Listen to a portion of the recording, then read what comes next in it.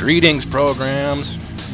This is Weedy coming at you from Weeby Gaming. I'm here with my review of Fallout 4's Vault-Tec Workshop. Just to give you all a heads up, there will be some spoilers in this review. There's not a whole lot of additional questing going on in this one, but there is some. So if you want to avoid spoilers for the storyline, the plot of this DLC, beware that they're in here. So the add-on begins with a new radio signal that you'll need to pick up and track to its source, which is what I'll be doing here. And once you get to the source, of course, that'll start the DLC, much like most of the other DLCs in the Fallout universe. Another heads up on this one, I have also downloaded a couple other DLCs, so some of the features that will be available in this review will come from those. Just thought you should have that heads up there. So I'm following the source of my the radio signal towards this what it looks like a raider outpost, or maybe gunners. Yeah, raider. And I'm going to take my sweet time trying to snipe them, which may or may not be successful. I'm not much of a sniper, though I try.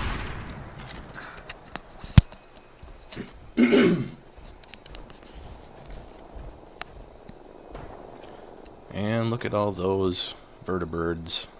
I wonder who they're going to crash into. One thing I never understood about this game is the Brotherhood's pretty powerful, and they got these vertibirds that are like pretty advanced technology for the wasteland, but apparently they're made out of glass or something, because they're constantly getting shot down, and they seem to have an unending supply of them too. Well, anyway, let's go ahead and move in here. Looks like this is that quarry I can't ever remember the name of, but it's one of them.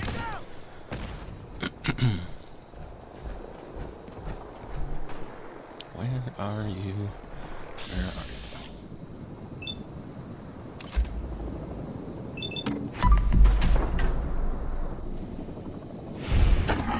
you? Gotcha. Not the one I thought I'd kill, but I got him anyway.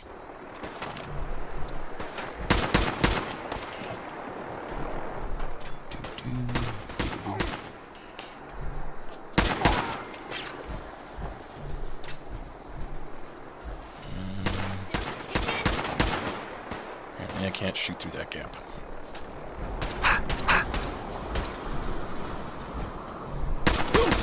Oh, hi.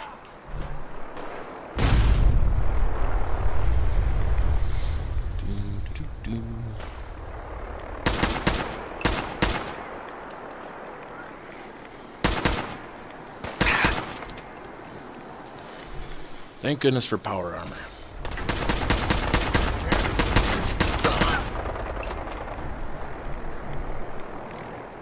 Alright, let's go about this way. Get out the old shoddy.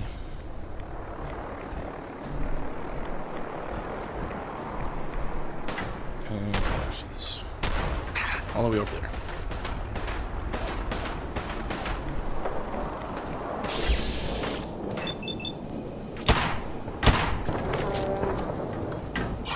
Shoot him.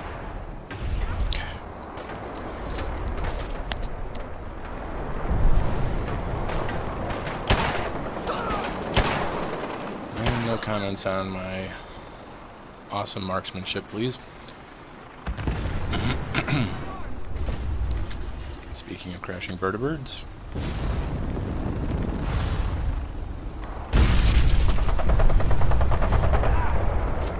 Alright, apparently I discovered the vault. But where exactly it is, I'm not sure.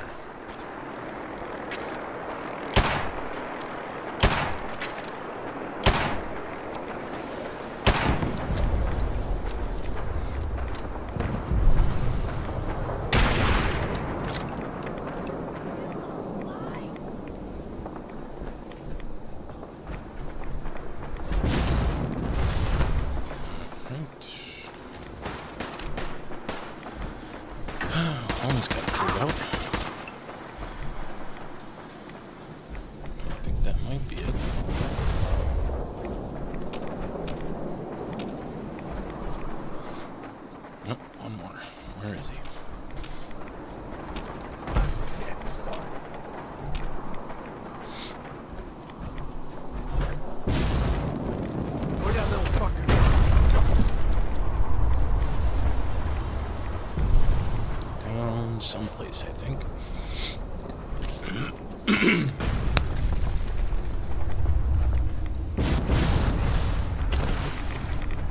A door.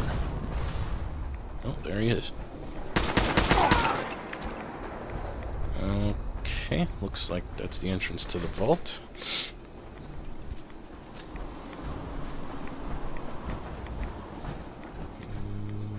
Nothing interesting over here.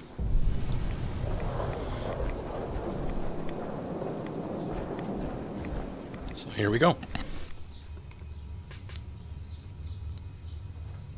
The vault doors were meant to withstand a direct nuclear strike. And Your attempts to breach this facility are laughable.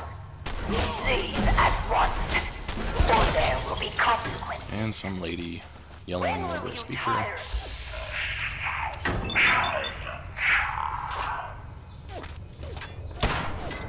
I can't hit anything.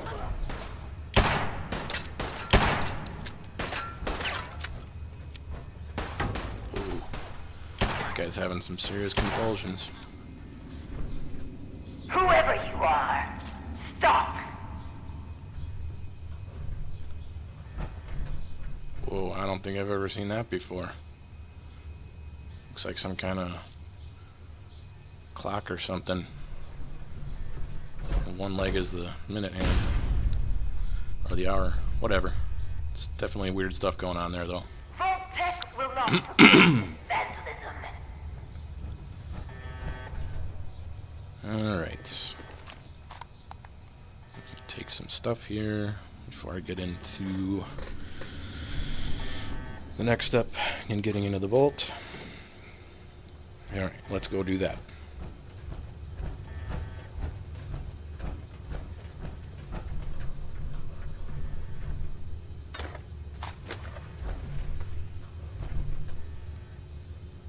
Definitely something wrong with that guy, though. It's not natural. Alright, so here we're gonna punch the button, and we're gonna skip the animation of plugging in our Pip-Boy, I guess. What?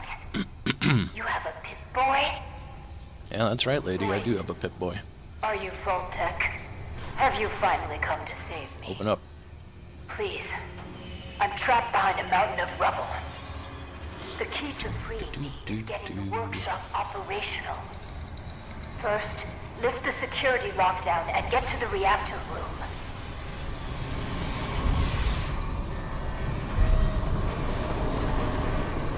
Alright. Looks like we got some ghoulies to deal with. It's been hard to maintain the faith. So many years stranded here. But you can assure Dr. Braun, if he's even still around, that I have used the time productively. The great work is ready to begin.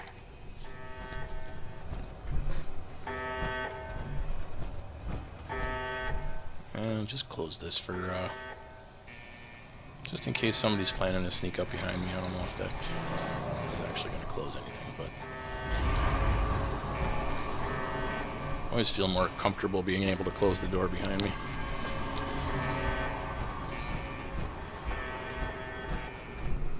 Okay. And a bunch of junk here. Dead ghoul. And a locked door.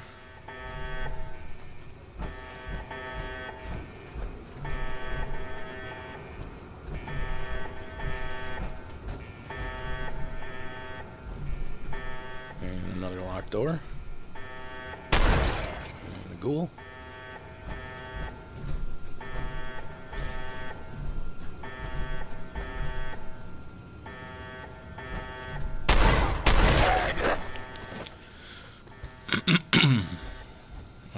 Okay. Oh, security. That must be what she was talking about.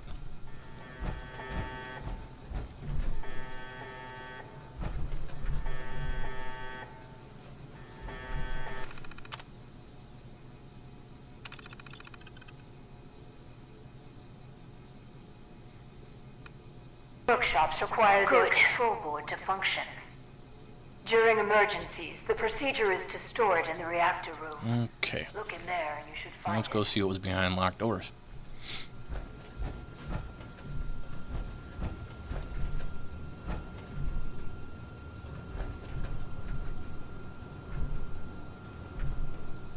Okay, hallway filled in with junk.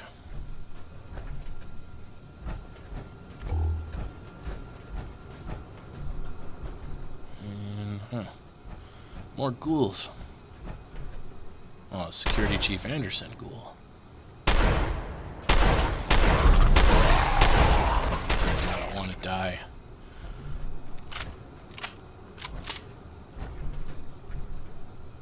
Vault-Tec control board.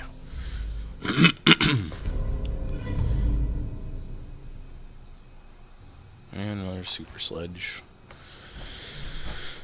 Okay, we got here a control room of some kind.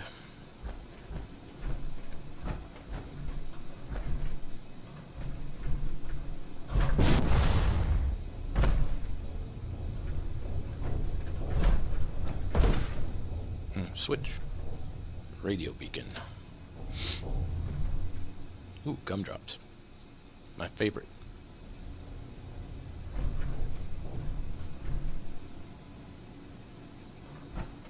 Alright. So we go back up here and... Ah. Okay, so now we've got a crafting station. Looks different in the vault.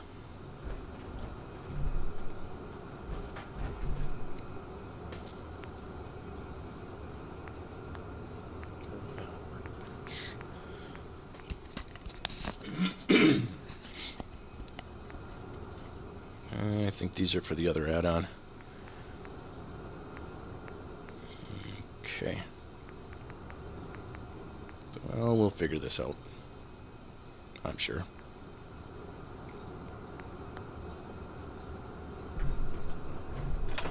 Alright, let's go... Oh, yeah, we gotta move that junk so we can get to that lady.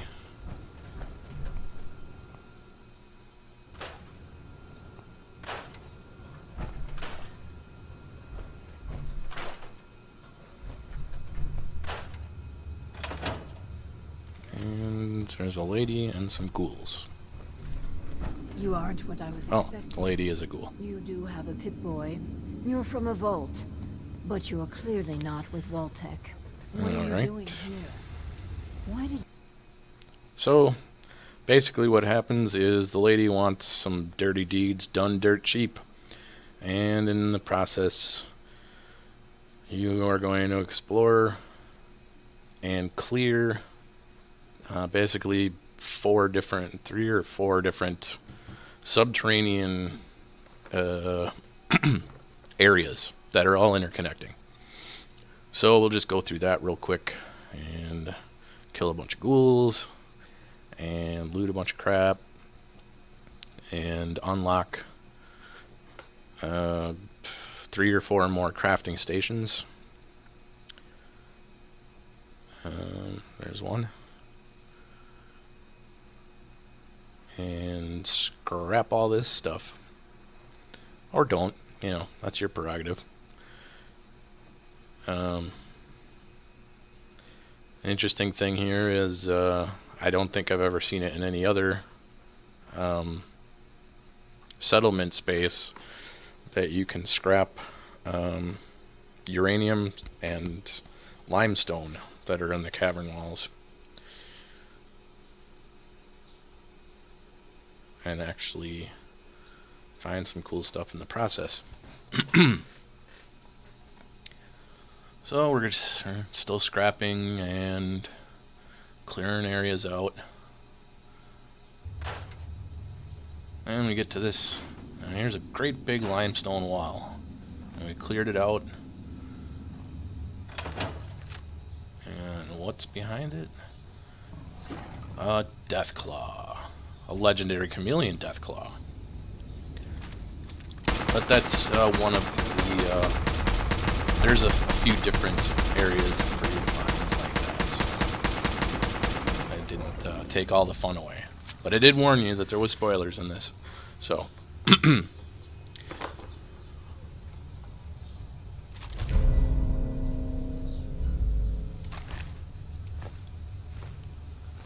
Take all his stuff, because he doesn't need it anymore. I don't really know what a Deathclaw does with a fat man anyway. And then we clear out some more. And here is the finished product of my building in the vault. I didn't want to bore you with all the construction because it did take a really long time to figure out how all the pieces go together. Now I've got some turrets here powered by a fusion generator right up at the entrance, and a couple other turrets, because I have had a couple raider attacks. So there, yeah, there's that. Putting together the pieces, you may have noticed while building regular settlements that not all the pieces go together the way you would think they would, and the same is the case here, where it seems like things should go together just fine, but they won't. I didn't come across that too much, but it did cause some problems. So here I've got the Overseer's office, and then you exit into the atrium. Pretty snazzy. DLC includes all the signage that you could ever really want. Even a sign for a lavatory, which I went ahead and built because, you know, everybody poops. Research area. It's pretty plain, but it's cool that you can build it. And they didn't have a sign for a club, so I used the exit zone, and I figured that was a good name for a club. And a pool table, jukebox, and a big movie projector for everyone. I didn't get around to building a separate bar. I wanted to, but this is just some extra space that I had built that if my vault expands, I can turn that into more residential space or something. And we go upstairs. And got a little, I don't know, I guess a viewing area for the atrium. Here, this right up here is one of the spaces I was talking about. I could not put ceiling tiles in there. And then so I built up a level to see if it would then let me put ceiling tiles in, and I still ended up having to finagle something to make it close off. Got a commissary here.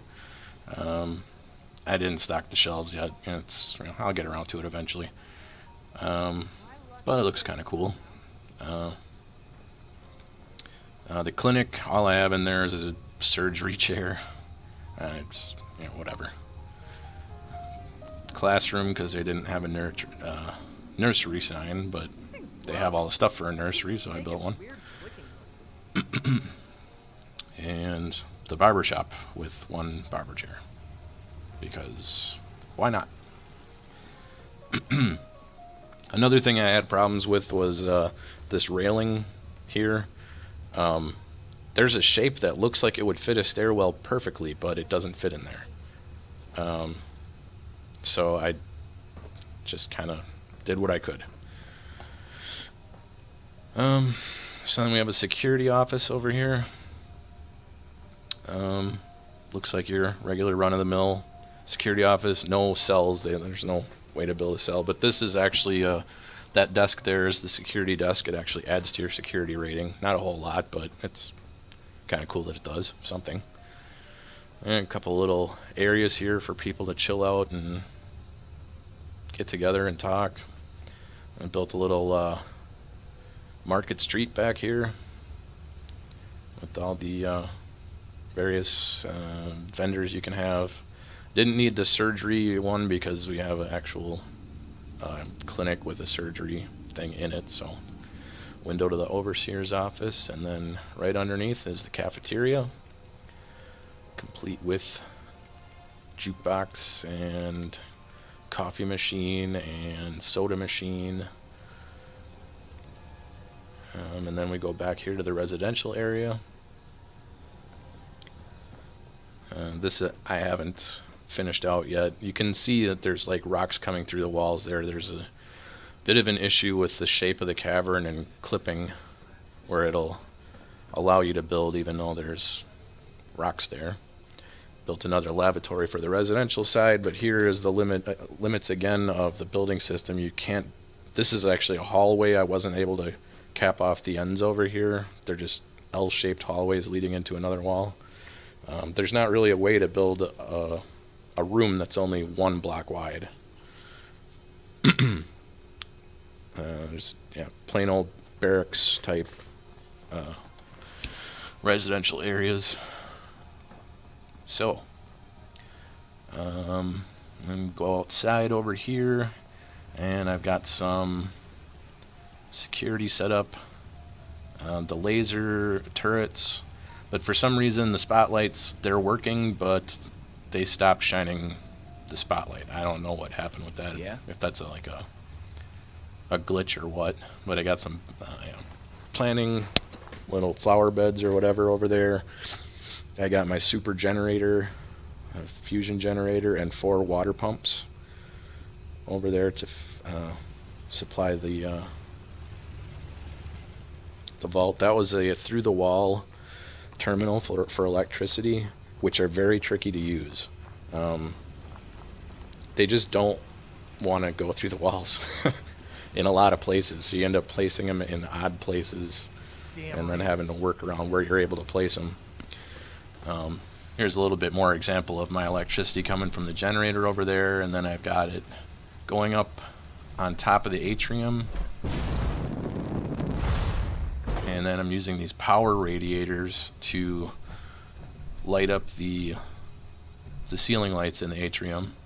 And then I've got a tower here leading electricity down to the residential side, and then we're heading back away from the residential side across the top of the atrium. Got a line going down to feed some turrets over there.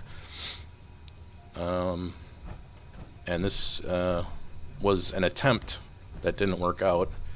I wanted to put a line through the wall of the atrium right there, but it wouldn't let me anywhere on that wall. I'm not sure why. So we'll go check out the residential side of the wiring setup. It kind of crosses between wiring to conduit and back to wiring a lot.